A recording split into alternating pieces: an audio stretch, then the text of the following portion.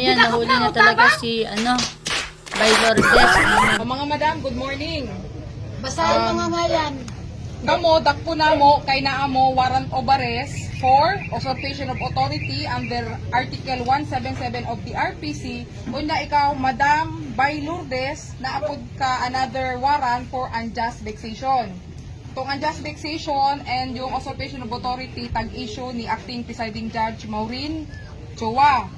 So, aduna mo, makahibalo nga aduna kay katungod sa pagpakahilom, ang imong pamahayag mahimong gamiton pabor o bato kanimo sa bisan diin nga hukuman. Ikaw adunay katungod sa pagpili sa usa ka kakaligan o independenteng abogado ug kundi ka makasarang sa pagbayad, ang ganamhanan mo hatag ni ini nga libre para motabang kanimo.